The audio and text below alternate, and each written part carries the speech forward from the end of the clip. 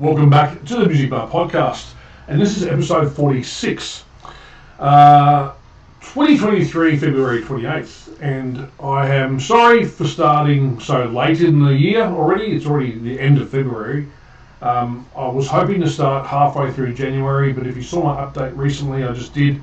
Obviously, Daniel hasn't been well, and he won't be coming back to the show, so I went back to the drawing board, and I had to start thinking about what I wanted to do and how I wanted to approach this. So in the end, I decided this. I went back and looked at the very first 5 or 6 podcasts we did back in the studio, back at Carl's studio. My mate Kevin's down in Currumbin. And I looked at the last lot via Zoom with Daniel and I kind of missed doing those first ones where we talked about different subjects but not just news related. And I feel like we started going into more news than anything else. And I want to go back into talking about something in particular instead. So in saying that, I'm going to start doing a spotlight, kind of artist spotlight podcast.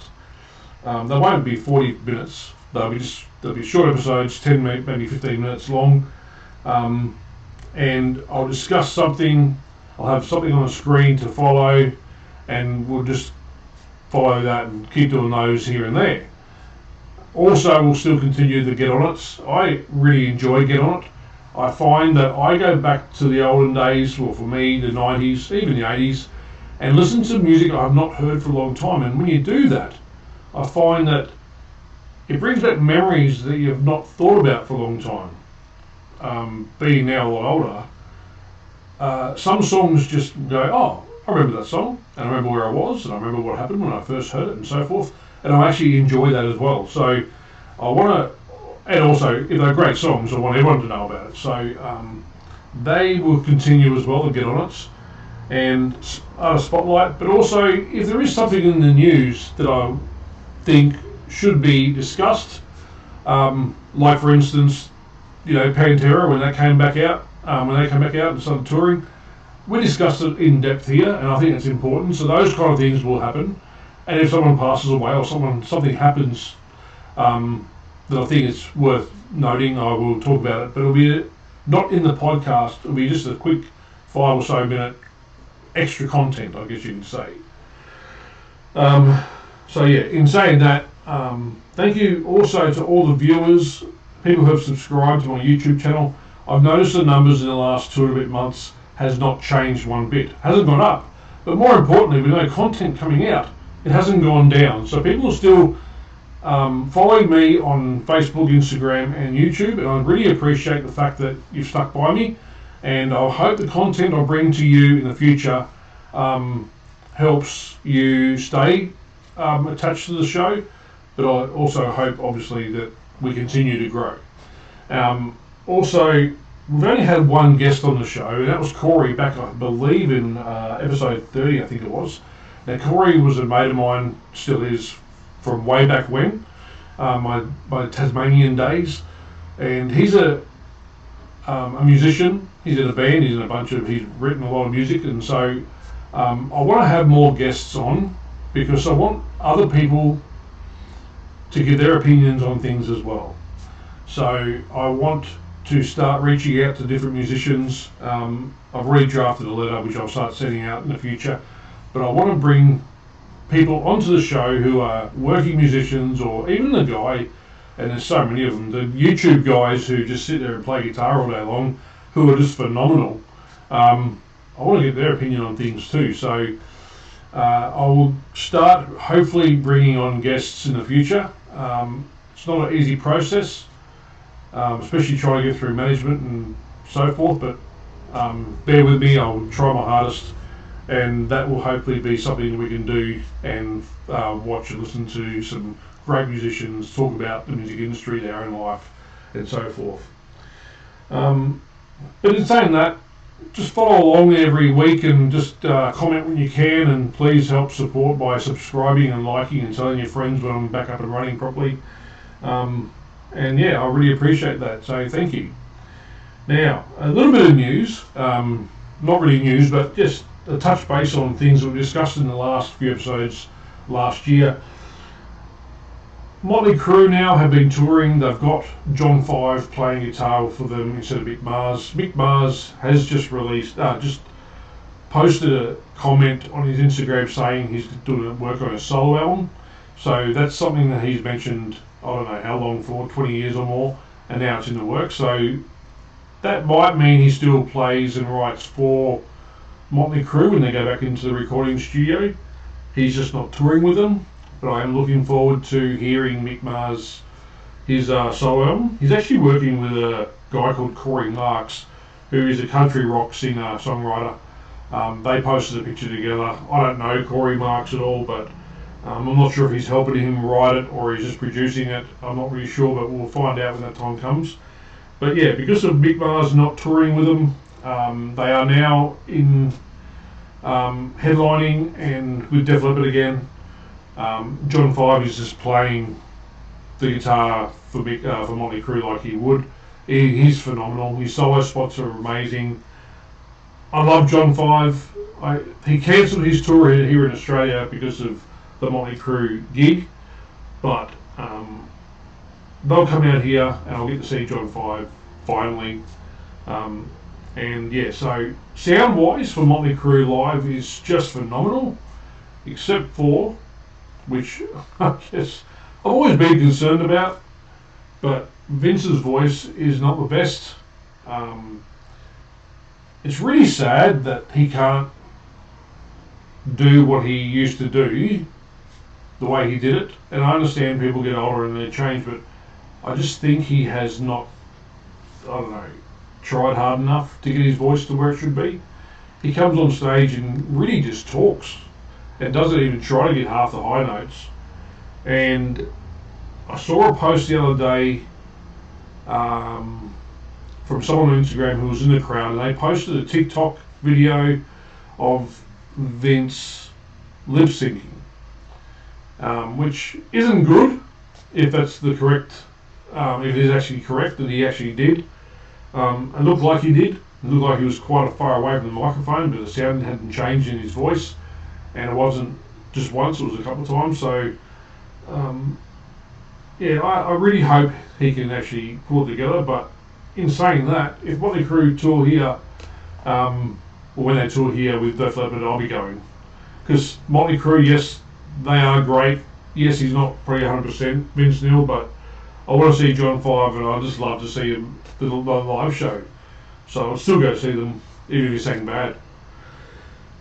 Speaking of bad singers, I saw some video footage recently of one of my favourite bands, Dream Theater.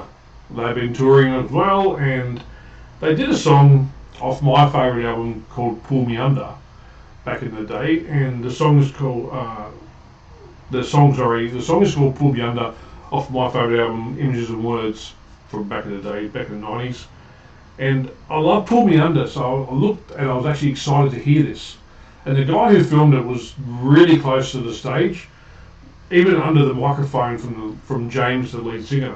And he was videoing John Petrucci the whole time, but as he walked across the stage, you could see that the camera would follow, and everything sounded really amazing, as you would expect from a Dream Theater concert. But I have to say, the voice was just horrendous. And that's my whole scenario with Dream Theater, is their first albums, you were introduced to these singers and they were great, but hearing after all these albums now with the same singer, I'm just so bored with it. I love Dream Theater, but I just cannot listen to their songs anymore. And hearing this live performance from James, it sounded so off. And I understand it was actually a recording on a camera right there in front of the guys, while he was singing, but it just sounded off, and that's so disappointing, because I've seen them live and they are amazing live normally. So I don't know what's going on there.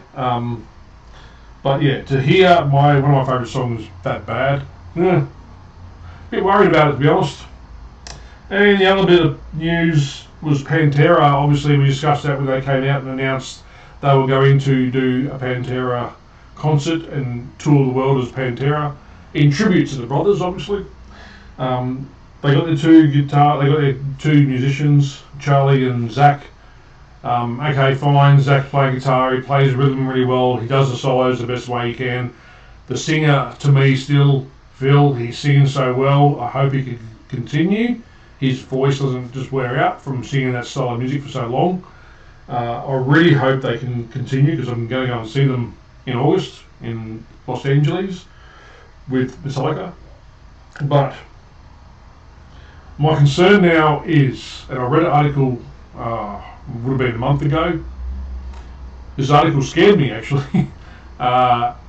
Pantera, to me, after the brothers passed away, doesn't exist. But I can understand why, and I'm happy they brought back what they're doing now. But the article I read was, will they record new music as Pantera? And that concerned me. It concerned me for a lot of reasons, because obviously Dimebag and Vinny were the guys who helped write that music that became so well known and great, legendary. Without those two, you got Charlie, who's a great musician in his own right, and so is Zach, to be honest, but they're not Pantera. I don't mind them doing a tribute show to the brothers and bringing that music that they played out to the world, to a new generation. But what I'm concerned about is them jumping on board and going, let's make some coin and write new Pantera music. Now, other bands have probably done this, you know. Malcolm Young passed away and they still write music for AC/DC, but I do believe, from what I read, that Malcolm Young had written so many riffs already and songs that they use in his music.